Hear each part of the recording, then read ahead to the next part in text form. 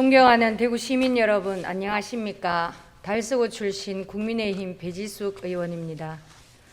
아동들은 행복하고 안전한 주거에서 살 권리가 있습니다. 우리의 미래인 아동들에게 집은 육체적 휴식과 심리적 안정을 위해 매우 중요한 장소입니다. 그러나 빗물이 새고 천장이 내려앉고 바퀴벌레와 곰팡이로 가득한 낡은 주택, 컨테이너, 여관, 고시원 등 일상생활이 결코 불가능한 환경에서 최소한의 보호조차 받지 못한 채 거주하고 있는 주거 취약 상태의 아동이 우리 대구시에도 3만 명이 넘는 것으로 나타났습니다. 아동은 영유아에서 고등학교 3학년까지 학생을 포함되는 계층을 아동이라고 합니다. 주거 환경은 아동의 신체, 정서, 교육, 사회성 등 성장과 발달 전반에 영향을 미치는 매우 중요한 요소입니다.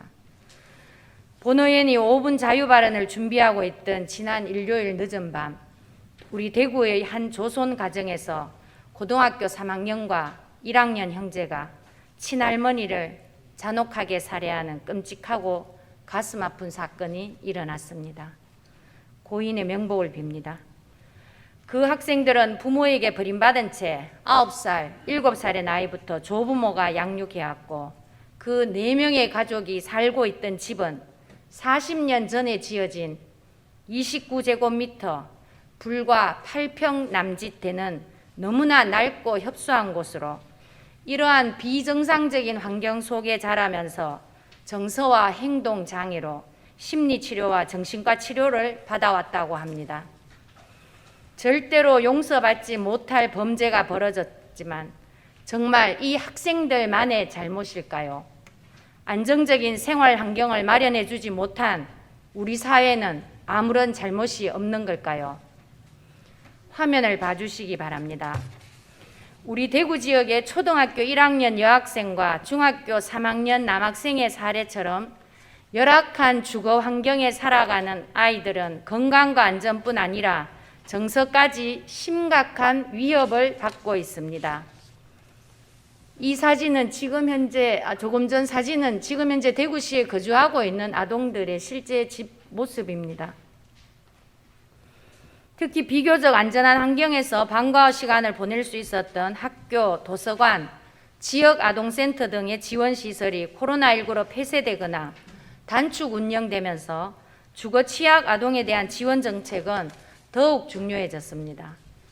본 의원이 지난 2월 임시회에서 아동의 주거 권리 보호 및 지원에 관한 조례를 발의했던 이유도 주거 취약 아동에 대한 보호 정책의 필요성과 시급성 때문이었습니다.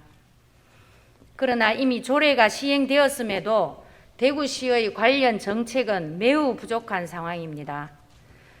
따라서 본 의원은 대구시가 조속하게 추진해야 할 몇 가지 정책을 제안드리겠습니다.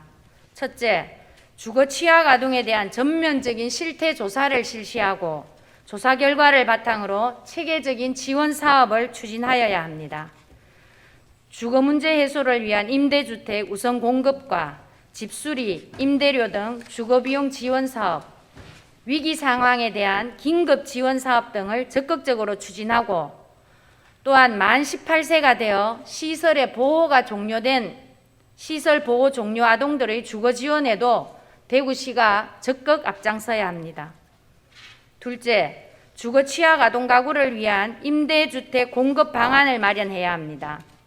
영구 임대주택을 비롯한 공공임대주택의 입주자 선정에서 주거 취약 아동 가구에 대한 가점 제도를 두는 한편 기존 주택 매입 임대를 비롯한 다세대 주택의 소형 임대주택 공급 등 기존 취약 계층을 위한 임대주택 규모는 유지하면서 단기간에 효과적으로 주거 지원을 할 수 있는 방안을 강구해야 할 것입니다. 특히 주거 취약 아동 가구를 위해 이미 2019년부터 임대주택을 공급하고 있는 서울시의 SH공사에서는 2023년까지 모두 580호의 임대주택을 공급하겠다는 목표로 사업을 추진하고 있습니다. 우리 대구에는 대구도시공사가 있습니다. 주거 취약 아동을 위한 임대주택 공급에 대구도시공사가 적극 나서야 아동 주거 권리 보호를 위한 정책이 실효성을 가질 수 있을 것이며, 이것은 우리 대구 시민들이 기대하는 대구도시공사의 공익적 역할이자 공사의 설립 취지에 부합하는 것임을 명심해 주시기 바랍니다. 또한 아동의 신체적, 정서적 특성을 고려한 최소한의 기준인 아동 주거 기준을 설정하고 대구시가 추진하는 모든 아동 주거 지원 사업에 그 기준이 반드시 지켜져야 할 것입니다. 셋째, 민간의 전문기관과 긴밀한 협력 체계를 구축해야 합니다. 아동 지원 전문기관 및 주거복지 전문센터와의 협력을 통해 민간의 전문성과 노하우를 활용한다면 대구시 지원 사업의 효율성을 높이고 사회적 공감대 확산과 시민사회의 자발적인 참여를 유도할 수 있어 정책의 성과가 좋아질 것입니다. 존경하는 김영진 시장님, 이렇게 열악한 환경에 거주하고 있는 이 아이들을 위해 쓸 예산이 없는가요?